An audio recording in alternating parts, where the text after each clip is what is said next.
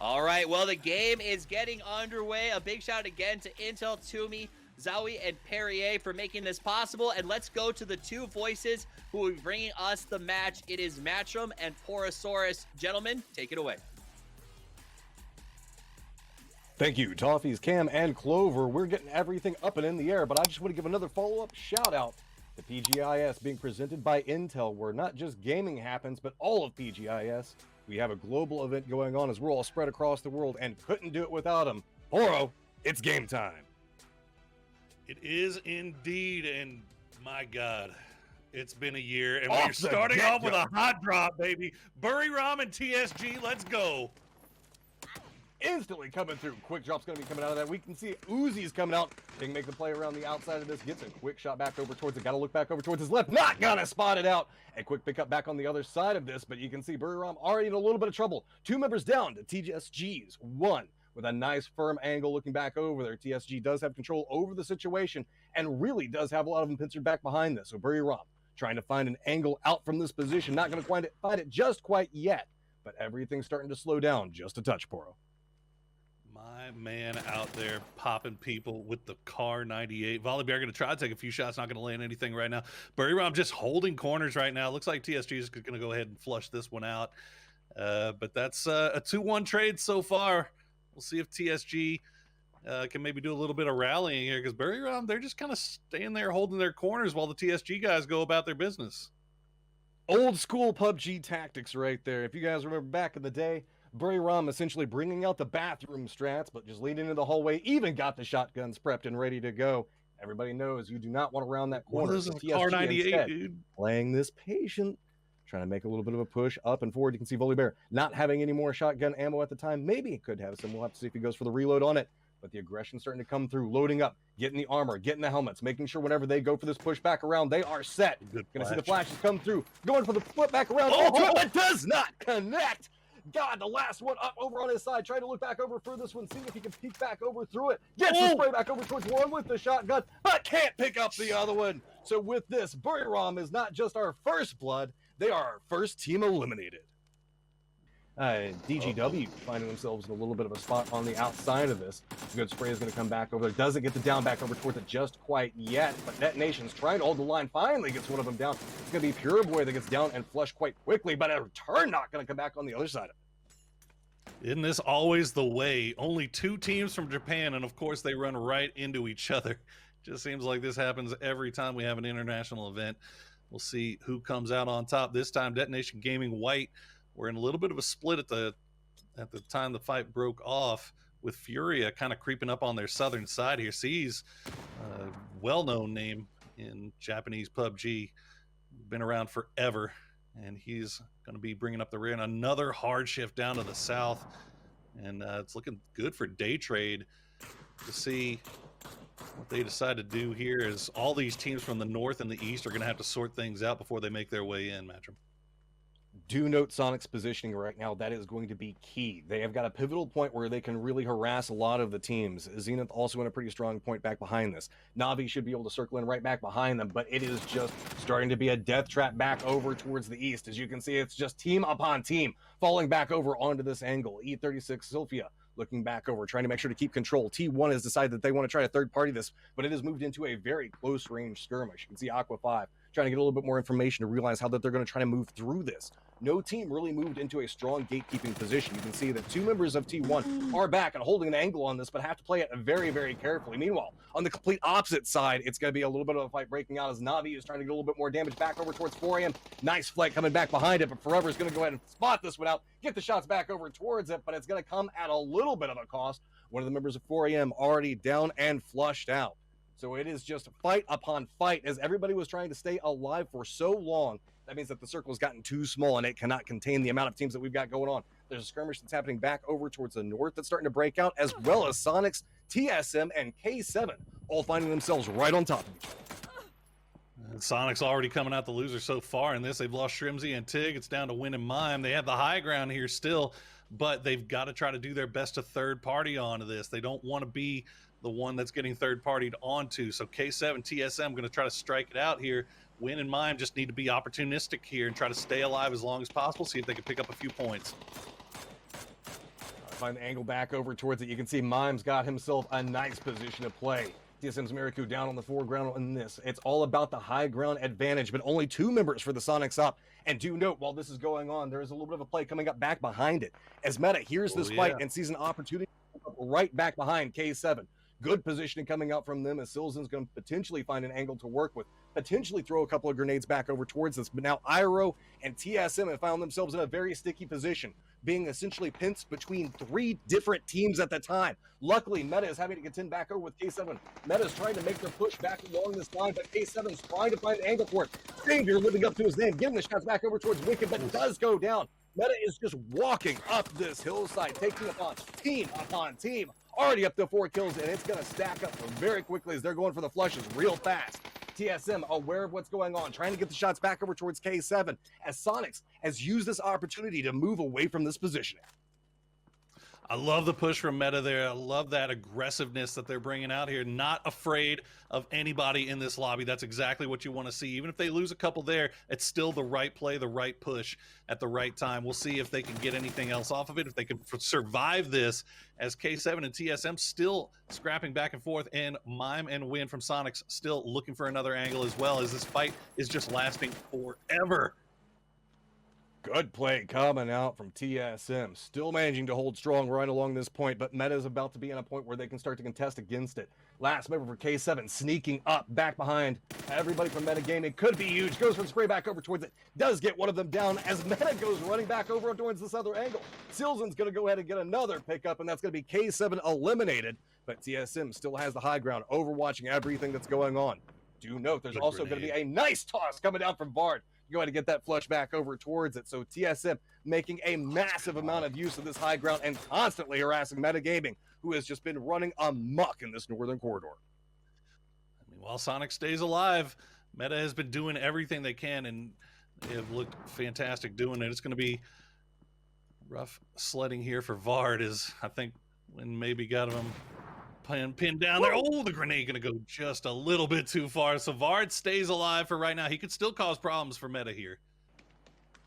You see Roth is on the lookout for snakes here, though, in your mini map there. He's expecting somebody to come from that south side, while the rest of the team does look off to the north. But Navi, let's see if he can make his way across. Looks like he might have spotted out Kickstart here.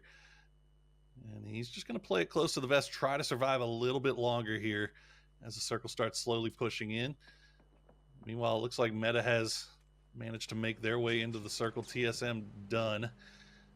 As Sparking and Silzen trying to find a place to play from, and oh boy, they're going to be running right into 4 a.m. here shortly. Oh, that's some dangerous neighbors to have. That is a potentially angry 4 men looking back over towards this. Instantly, you can see shots going to start coming back over from T1 side. Aqua 5 does connect back over towards Silzen.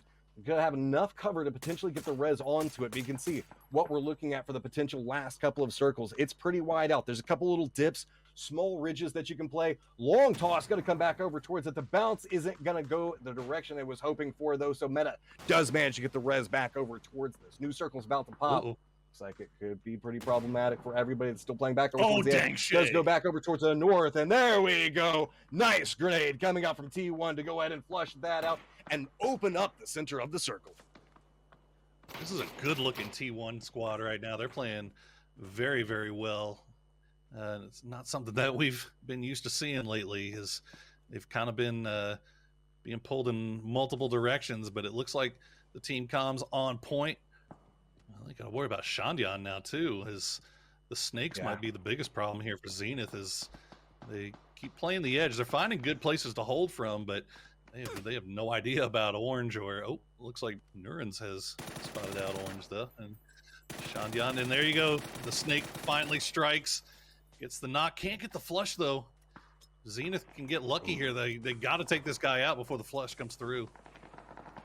Luckily, there's a touch of distraction, but with those gunshots, that means now Daedrin's looking back over towards the south. They are in range and do have vision to get something back over towards it. Gex does go down, so that's going to allow a little bit more movement coming back from Soniqs on the other side of this. See, trying to make a play back over towards center, trying to get in some type of position to make a play back over towards 4 a.m. Orange, though, trying to capitalize off the opportunity he created just a second ago. Moving forward, cannot quite find the angle just yet. You can see everybody from Zenith trying to get an idea on what's going on and having to take covering fire back over from where Day just still has an angle for them to play from. So this is opening up more and more opportunities back over for Orange. Meanwhile, 4 a.m. starting to find themselves in definite grenade range. Oh, Win with the flush, and he's going to finish him off. Soniqs now with 7 kills, just as dangerous with 2 as they are with 4. These guys are absolutely bananas. Now they've spotted out Shinboy. Oh, Aqua going to get the knock, though. Can they steal it away? So of course they can. It's Mime. Yeah, I mean, Soniqs already at 8 kills. They have control back over towards the west. God V is kind of having to hunker down at this point. But our teams back over towards the east, specifically the northeast, are going to have to move. Day's finally going to have to move out of their compound and contest again this area right next to T1. Zenith, though, still under a lot of harassment. Punich trying to find some angle to play from, but there is nowhere safe in the center of the circle as everybody is just taking shots back over towards them. And surprise, surprise, another kill goes back over towards the Sonics. They are so good when their backs are up against the wall. We'll see if they can manage to get some more placement points out of this. They still have the problem of God V. I'm looking up to the north here as well. T1 has to deal with Day Trade. Okay, Orange finally gets taken out, but Orange did his job, and he did it well. I think he ended up lasting longer than Zenith, yeah. But with this, now we're going to have a little bit of that fight breaking off. Our strong teams are finally going to have to contest up against each other. There's just remnants other than these two, and you can see now Dave making the play back over towards T1. Star-Lord finds himself an angle back over towards 1, 2, and about to be 3. Trying to get the spray back over towards it, but doesn't find it just quite yet. Instead, going to go down, and you can see Day Trade just trying to get these flushes, get as much damage as they can before they go down. T1, though, now distracted, making a play back over, trying to get everybody on their team back up, sitting on 9 kills, and they're going to have the numbers advantage moving into the circle, but they're the only team that does have to move. This is the T1 that everybody has been waiting to see. It's been so damn long since we've seen them actually just running through teams and being this dominant playstyle. There you go, Godvi barely loses the 1v1 with Mime there, and Soniqs now up to 10 kills. NA fans, are you not entertained? I mean, lest we forget how this game started for TSG and Shandian with the hot drop and the losing 2 members, but getting the 4 kills against Buriram, and now they find themselves in the top 3. If Shandian can play his cards right, strike when the moment is perfect, he could mess around and win this game, Matrim. It's not outside of the realm of possibility. We'll see how this thing plays out. Soniqs have a really nice ridge to work with here, though. Yeah, but they're going to have to move. But it's going to be TSG taking the shots back towards the side of T1 Star-Lord. It's going to force a little bit of a reposition coming out from this. Meanwhile, on the other side of it, H-Win does connect back over towards Gen.G and does get him down. So this is starting to open up the gates as we moved into a 2v2v1. TSG trying to reposition onto it, but the high ground coming up. H-Win trying to find the angle back over to it and does not connect enough through the smoke to get the down. Bullets. That's starting to open up everything. They are running so low on ammo. They've been running low on ammo. Hopefully you can find something out of here. He's just going to switch over to the SLR because there's just no 5.56 to be found. And now Starlight going to try to take the shots back over there. Shandian managed to actually reposition and get himself another nice little ridge line to work with.